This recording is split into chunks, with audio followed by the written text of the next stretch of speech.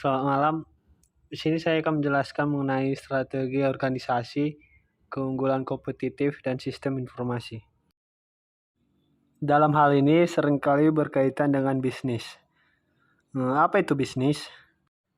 Bisnis bisa kita definisikan secara singkat, yaitu kegiatan dengan menggunakan modal tertentu untuk memperoleh laba, seperti industri, perdagangan, pengangkutan, atau produk, di mana hal tersebut memiliki nilai jual.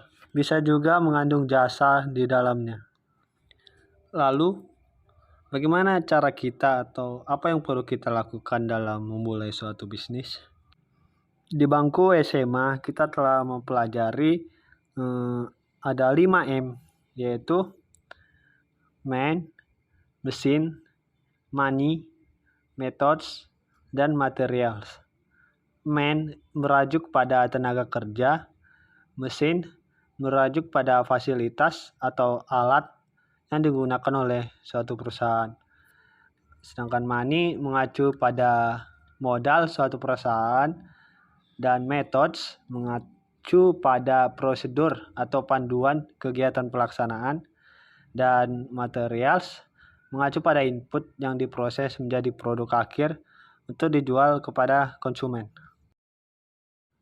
Setelah itu, bagaimana sih proses bisnis?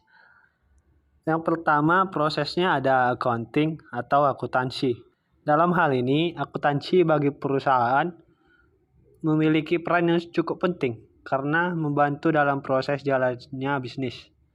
Contohnya dalam informasi keuangan sebagai sumber informasi keuangan perusahaan tersebut.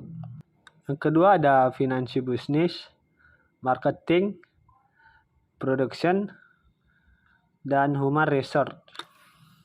Kalau human research ini secara definisi adalah sebuah divisi perusahaan yang bertugas untuk merekrut atau mencari karyawan dan masalah pengkajian dan mengurus semua keperluan administrasi mengenai karyawan.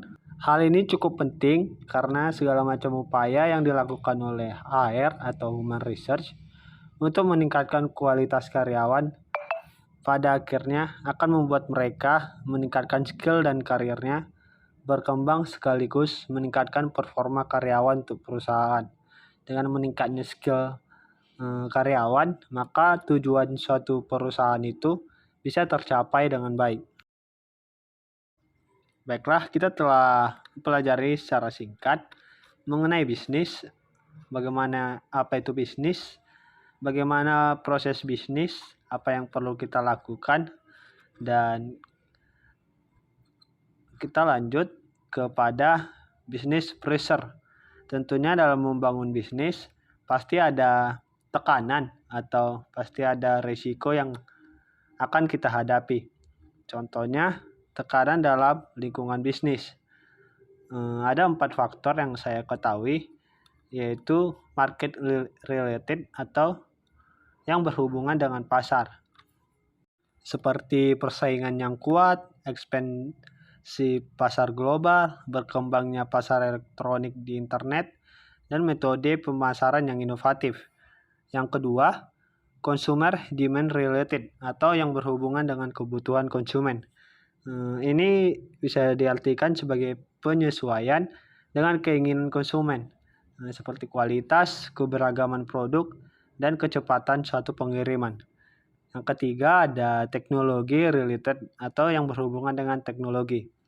Lebih banyak inovasi, layanan dan produk baru, kegunaan yang semakin cepat, dan membeludaknya informasi menjadi pengaruh dalam suatu bisnis. Dan yang berikutnya, yang keempat, ada sosial yang berhubungan dengan lingkungan sosial, seperti perkembangan peraturan pemerintah dan regulasi yang terus tumbuh, sehingga pekerja yang makin beragam dan mereka mengharapkan berbagai tindakan yang berbeda-beda dalam merespon berbagai tekanan yang terjadi dalam organisasi atau perusahaan bisnis tersebut. Contoh respon yang dilakukan oleh perusahaan setelah analisis tersebut seperti melakukan rencana strategis Dan kedua, penggunaan model-model bisnis yang baru yang bersifat inovatif. Dan yang ketiga, restrukturisasi proses bisnis. Seterusnya, partisipasi dalam aliansi bisnis. Dan beralih ke dalam produksi yang dipesan layanan serta manufaktur berdasarkan permintaan atau make to order production and on-demand manufacture and service. Dengan respon atau tindakan yang dilakukan oleh suatu organisasi perusahaan diharapkan bisa mengatasi tekanan dalam pengaruh pressure bisnis dan menjadi perusahaan yang mampu bersaing dengan perusahaan yang lainnya. Setelah itu kita lanjut ke IT alignment. Apa keterkaitan IT dengan bisnis?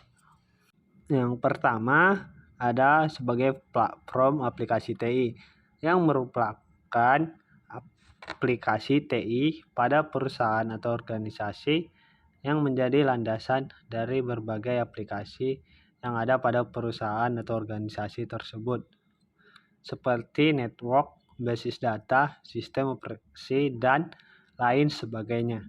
Yang kedua, ada aplikasi TI bersifat dasar. Yang ketiga, bersifat spesifik. Bersifat spesifik maksudnya yaitu suatu aplikasi yang cocok dengan kebutuhan pada perusahaan organisasi, khususnya yang berhubungan pada proses penciptaan produk atau jasa yang akan ditawarkan, seperti aplikasi properti, akuntansi, forwarding, pergudangan, manfaat teknologi informasi dalam bisnis. Tentunya ada beberapa fungsi atau manfaatnya dalam keterkaitan TI dengan bisnis. Yang pertama, mengurangi biaya produksi. Maksudnya di sini, perusahaan dapat menekan biaya produksi karena biaya operasional otomatis berkurang karena teknologi informasi dimanfaatkan dengan efektif dan efisien. Walau biaya produksi dikurangi, perusahaan justru akan mendapat keuntungan yang lebih besar. Yang kedua, mempermudah pemantauan kinerja karyawan.